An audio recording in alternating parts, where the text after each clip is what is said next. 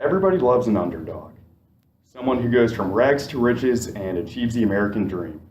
And this is exactly what Johnny Cash did. He was born to a poor family of cotton farmers in Arkansas and eventually worked his way up to become the music legend that we all know today, someone who was able to touch the hearts of all the American people with his music. And so I've researched why he's become such an icon for country music and why his name is so recognizable instead of any other musician, and I've pretty much come up with 3 reasons why. He has recorded a countless number of hits for a long period of time. He has won many rewards for these hits, and he was all around a great person. So let's go through these hits of his. According to JohnnyCash.com, he came back from the Air Force in 1954 to pursue his career in music. And in his first album, he had 2 songs that were considered hits. The first was Hey Porter, and the second was Cry, Cry, Cry. And Cry, Cry, Cry actually reached number 14 in the country music top charts, according to Sun Record Studios. And that was just the beginning. He went on to have a very fruitful career and released many hits that we are all aware of. We all know, like Folsom Prison Blues, Get Rhythm, I Walk the Line, The Ring of Fire, and Hurt.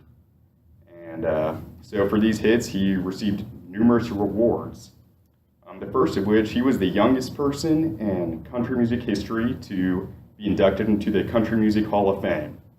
He later went on to be inducted into the Nashville Songwriters Hall of Fame and the Rock and Roll Hall of Fame. So he's one of the few people to cross over between country music and rock and roll.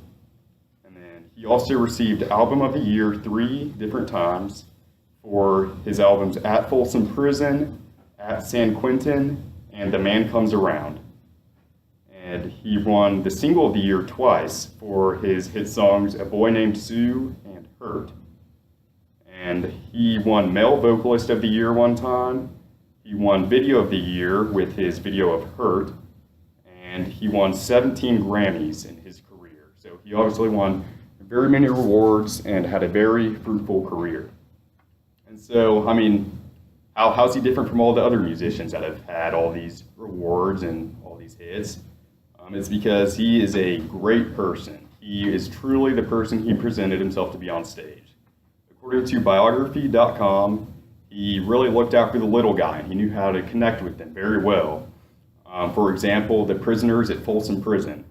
He played there and actually recorded a live album there, which was pretty rare at the time, at Folsom Prison. He recorded that there, and he really felt a deep connection with the prisoners and really was able to touch their hearts, and they touched him, and it was really good. And so that he actually wore black all the time because of his connection with the low, the outcast people. It was to remind everyone of them, not to just think of him upstage, but to think of everyone that needed their help.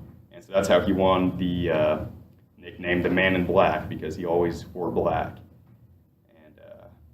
He was also a man of God. He was very religious. He read the Bible throughout his entire life, and he actually originally was trying to be a gospel music artist when he first auditioned for Sun Record Studios. But when he auditioned, at that time there was gospel music everywhere, and the record company told him that he needed to go out and sin a little bit, then come back to produce some music they could actually sell.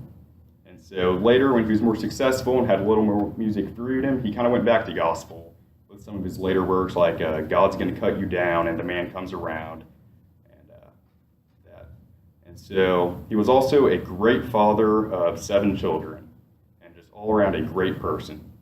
So I think it's clear why he is going to remain an icon in music forever, because he had great songs, he has won so many rewards, he was all around a great guy that really stood for what he preached. And so thank you, and have a nice evening.